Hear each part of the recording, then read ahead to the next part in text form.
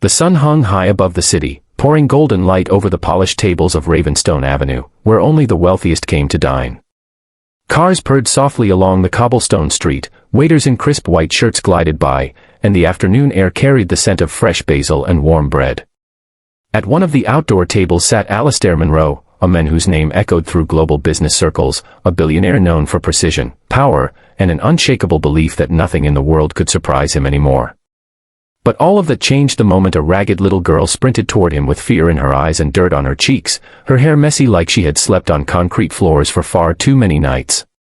She raised a trembling hand toward his plate and shouted with all the strength her tiny body had left. And her words sliced through the calm like a blade, "Don't eat that. If you believe in kindness, compassion, and second chances, don't forget to like, comment, share, and subscribe to Kindness Corner. And tell us in the comments, where in the world are you watching from? Your support keeps stories like this alive." For a moment, nobody moved. The diners stared, forks suspended midair, shocked that a child in torn clothes had invaded this sanctuary of wealth.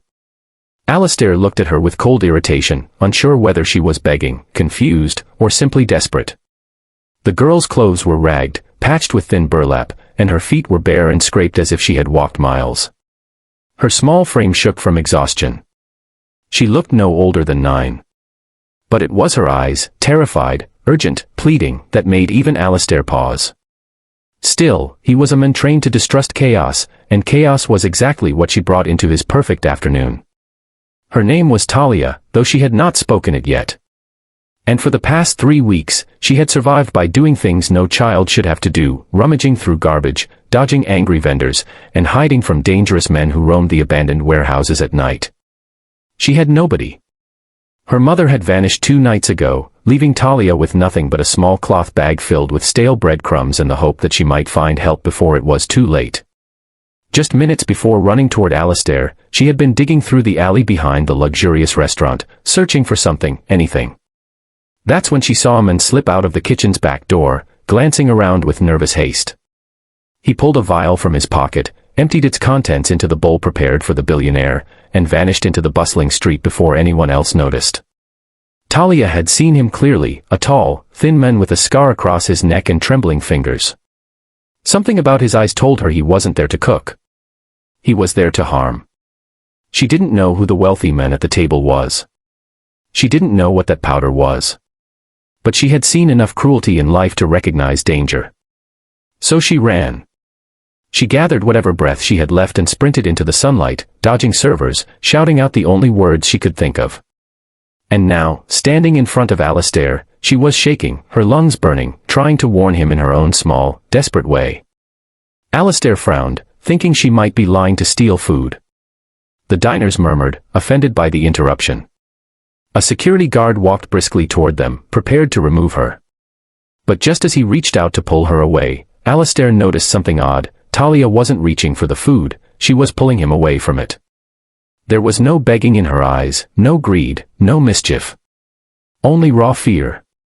He hesitated. And that hesitation saved his life. The head waiter, embarrassed, lifted the plate and sniffed it with a dramatic show of confidence. But within seconds, his expression changed. His eyes watered. His hands shook. He whispered something to a nearby server who immediately rushed inside. The restaurant manager appeared moments later, pale, nervous, and sweating. And finally, the chef himself came running out, shouting for the entire staff to step back. The bowl was whisked away like a ticking bomb. Alistair's heartbeat thundered in his ears. The chef returned, trembling, explaining that the dish had been contaminated with a toxic additive, one that could severely harm or even kill if consumed in the wrong quantity. The billionaire's mind reeled. Alleged threats from corporate rivals were not new to him, but this was different. Cold danger. Hiding in a harmless bowl of salad. And he would have eaten it if not for a barefoot child screaming in broad daylight. Everything slowed. Alistair looked at Talia again, really looked, saw the bruises, the hunger, the exhaustion, the silent hope that maybe, just maybe, someone would believe her. She had risked herself for him. A stranger. A billionaire whose world would never have intersected with hers. He asked her how she knew, and in her trembling words, she explained the alley, the men, the vial. She told him about her mother disappearing. About sleeping on cold concrete. About being chased away wherever she went. She never cried, even though her voice cracked. Life had taught her that tears were useless. Alistair felt something he hadn't felt in years, a tightness in his throat, a sting behind his eyes. He had built empires, yes. But in the process, he had forgotten the weight of being human. The police were called. The kitchen staff identified the intruder as a recently fired worker with a history of violent behavior. Talia had not only saved Alistair, she had exposed a hidden threat that could have endangered many others.